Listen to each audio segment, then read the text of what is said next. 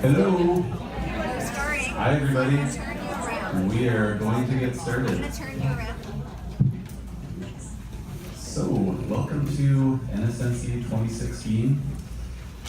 Feels kind of like an echo. I think this is my fourth time sort of making that announcement, just for other years, obviously.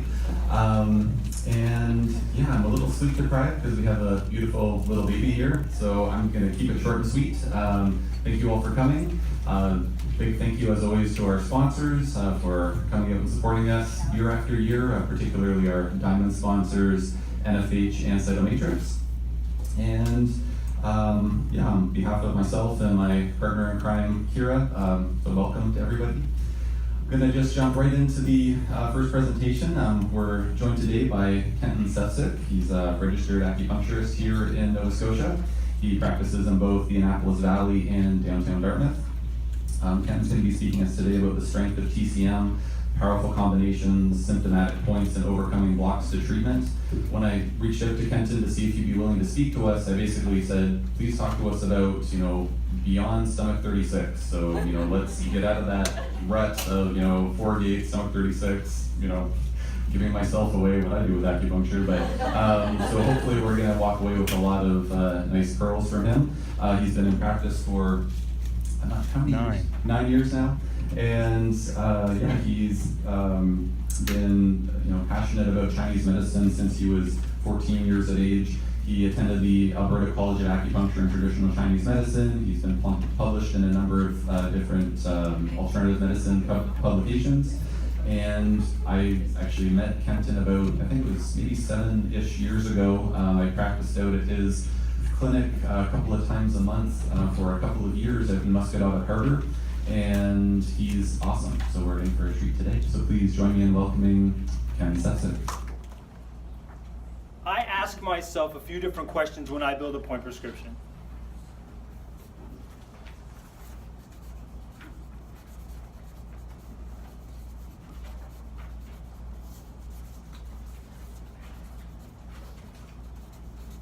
Let's say we have a patient that's come in and their chief concern is painful menstruation. And just for simplicity, let's say they're getting cramping day 1 and 2 before their menstruation starts. So where is the problem? Where's the problem? Help me out. Lower jaw, okay, but what's physically is the problem? Name the structure. Uterus, okay. So there's a front moo point for bladder and we kind of say uterus, and it's what? What's the front moo of the bladder? Ren 3.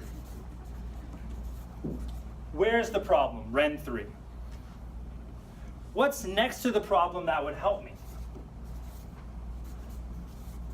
Who's close to help me?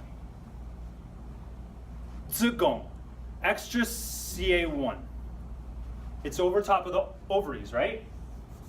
Extra CA1. Zigong. So now I got a pretty good start, right? So where's the problem? I got a problem in the uterus area. Ren 3. 1 chun above the pubic bone. 3 chun on either side lateral to this, and this usually is like Ren 3 is at the hairline, the top of the hairline. It's kind of neat, and extra CA1 is at the end of the hairline, where the hairline kind of ends. There's about 3 chun, hand width, right? Who's close?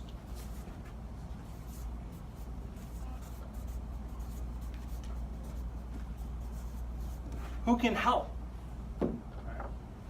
What's that acupuncture point that's good for moving chi in the lower warmer? Remember? Also good. I combine it with kidney 6 for constipation. Triple warmer 6. I'm in the abdominal region. What can I use in the abdominal region? Come on. Stomach 36? Stomach 36 because why? It's a key/command point for the abdomen. What's the where's the problem? Who's close to the problem? Who can help me with this stuff? And now, what's the problem?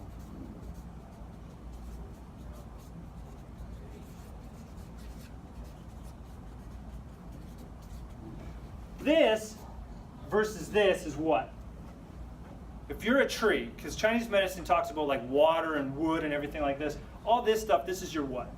Branch treatment. Now we're going to do root treatment. Realistically, patient comes in once a week, 10 weeks. Coverage burns out at 8. What are we going to do? Everybody wants to play this like, I'm going to just do the root thing, I'm going to do the root thing, I'm going to do the root thing. It's like, yeah, great. Now it's treatment 8, treated some kind of root thing. Your patient doesn't have any like physical like symptoms to say, hey, listen, I feel better. Right? I had 2 cycles, nothing's changed. Right? So if we have pain before menstruation, I log that as liver qi stagnation. If we have pain day 1, 2, that's blood stagnation, usually due to liver qi stagnation. Some people have like an empty cramping feeling afterward, that's blood deficiency. You didn't have enough blood to kind of like finish, I'm talking about the uterus, not you, but blood to finish the job. And if you have low back pain with menstruation, kidney deficiency. Right? So what's the problem? Liver qi stagnation. How are we going to treat it? With big bad old liver 3. Makes sense?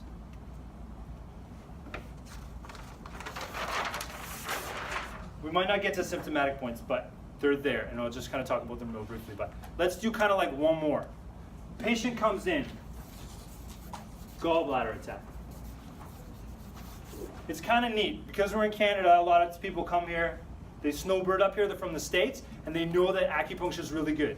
So they'll come see me and they'll go, listen, it's cheaper for me to pay you $75 to see than to go to the hospital and run that all through, and you've got to run through my insurance and all this kind of stuff. So I can help. So number 1 is, where's the problem? This will be easy. What's the front wall of the gallbladder? GV24. Who's close who can help? And who might even be a little bit involved? Liver. Let's do a liver 14. And heck, while we're at it, why don't we just think about a liver 13 too, maybe? It's close, maybe it'll help. Who can help?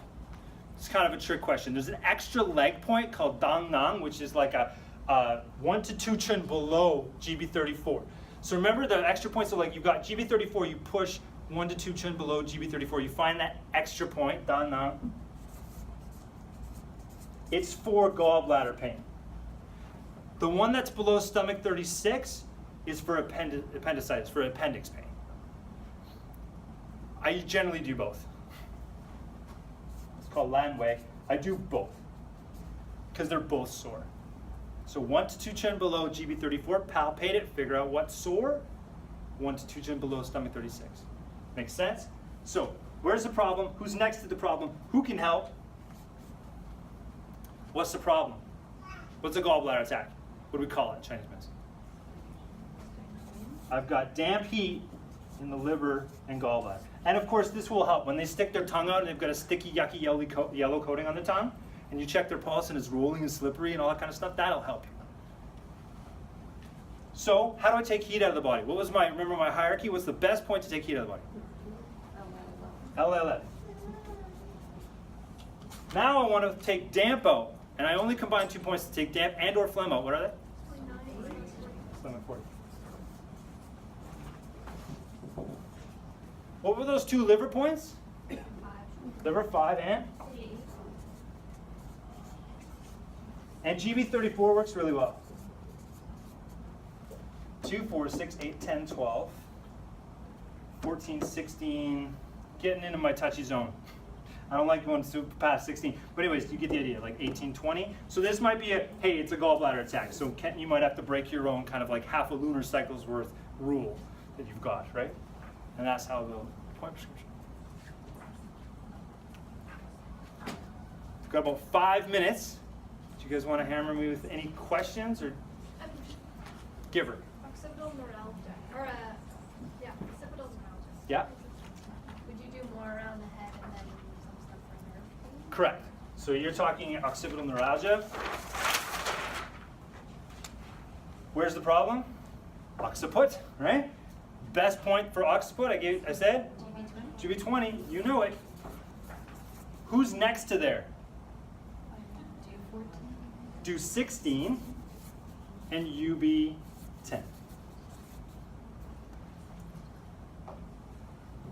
Lung 7 treats head and neck. It's a key command point for head and neck, but what it's really good for is the nape of the neck. So let's go lung 7. There was a UB point that's really good for nape of the neck as well, and it was UB 60. And then this is probably going to take care of most of your stuff, but if we wanted to say what's the problem, it's kind of like a neuralgia, it's like a nerve thing. In Chinese medicine, you don't have nerves, really, right?